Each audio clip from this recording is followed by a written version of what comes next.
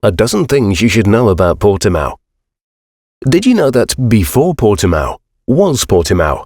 It was a small fishing village where once the Phoenicians passed by, and the Greeks, and the Carthaginians, and the Romans, and the Arabs, and only after that the Portuguese. Portugal, on the western coast of Europe, is one of the oldest nations in the European continent. Its origins go way back to 1143, and it's only thanks to a mighty struggle that it's become what it is today.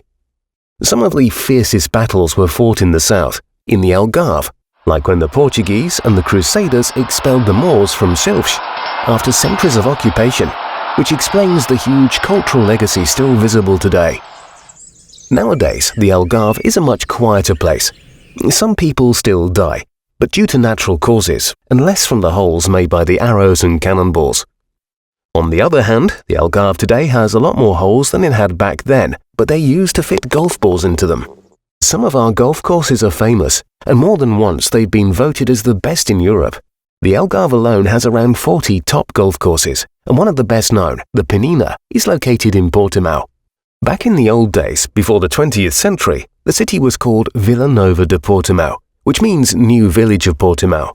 The district has a long history and plenty of landmarks to prove it, such as archaeological sites, churches, and other historic buildings, like this one, a former palace which now holds the city theatre, called Tempo, which in Portuguese means time. Now, a long time ago, the early village was called Portus Magnus, which in Latin means a safe port.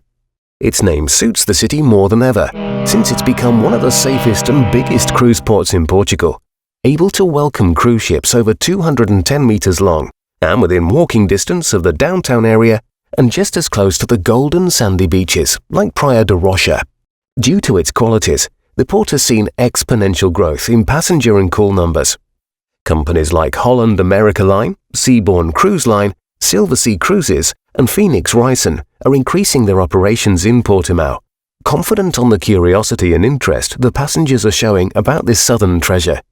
The city is known for having the only weekly ferry connecting the Atlantic Islands, going to the Canary Islands, but stopping in Madeira, a well-known touristic territory that belongs to the Portuguese. Some of the people that arrive by ship change to a cab or a bus to get to know the area around Portimão. One of the operations for you to see the highlights will be to take a glimpse at the postcards in the shops.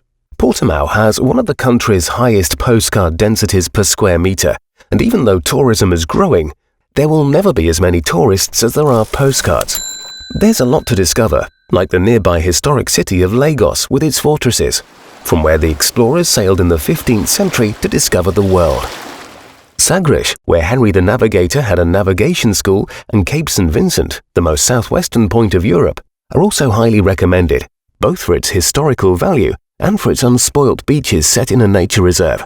Green is also Monchique's colour. This small, typical hill village, just a few kilometres away from Portimão, is famous for its scenic views, for its thermal waters, and also for another type of liquid, a strong alcoholic brandy called Midronho, made from a special, local type of red berry. If you're more into yellow, you could try the Portuguese beer, a perfect match with meat or fish.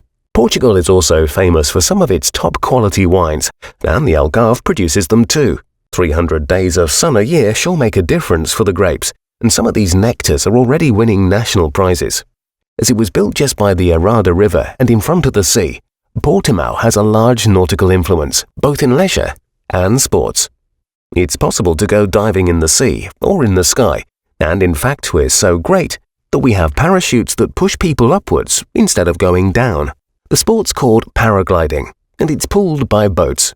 Some of these boats stay in the newest Portimão marina with up to 600 moorings suitable for every need, either motor or sail. For the motor fans, you should know that occasionally the river fills with the kind of buzz you only hear at the races, and that's because it becomes a racing track for the F1 Moto Nautical World Cup. Portimão is also the home of some other big motorsport events which take place at the modern international racing track that's already welcomed Formula One for testing. Michael Schumacher and Lewis Hamilton have tried it, and you can become just like them, experiencing the thrill of driving a Porsche or Ferrari, or on a lower scale, just going for the karts. So, either on land or water, Portimão is racing to grab what the future brings. Surely on days like these, because of the rush, you won't have any luck trying to catch some fish. But on any other day, different sorts of fish are common in the Arada River. In fact, much of the city's growth was due to its fisheries. No wonder that Portimão is the Portuguese capital of the grilled sardine, one of the national favourite dishes.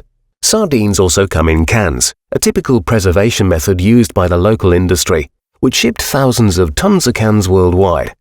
Then that industry collapsed. Some blame the fall of the Portuguese cans on the Americans, who came up with the slogan, "Yes, we can!" But some of us blame it on the Moroccan competitors, who just had lower prices. Nowadays we get our own back on the Moroccans, showing them our brand new City Council Museum, built in a former canning factory, now holding the 2010 Council of Europe Museum Prize. And as the competition did in the past, we now compete with the lowest entrance prices for those who love culture. For those who love other things, like nightlife, Praia de Rocha, within walking distance from the port, has several crazy bars and discos. In Portugal, even in mild weather, over here the discos are open long after midnight, so it means you go in one day and exit the day after. In Portimão, we have some of the biggest and tastiest ice creams in the country, and we also have exclusive handmade pastry sweets in the form of pigs, fish and ducks. But none of them taste like fish, duck or pork, they taste like almond. Things are not always as they seem, so no one would ever suspect that visionary people would emerge from a small town. But in fact they did. One of the VIPs was a writer and then politician, Manuel Teixeira Gomes. In the early 20th century, he travelled the world, and one day he became president of the Republic. Not all news is good news though. One day, the worldwide crisis arrived, and the local economy started to sink. Luckily, the city has a strategic vision, and is now investing in facilities, such as the port, to fight this new enemy. As some did in the distant past, people like the Greeks, the Italians, or the Spaniards, but now also the Americans can arrive at Portimão by ship to bring new cultures and wealth, and this time, surely, as friends.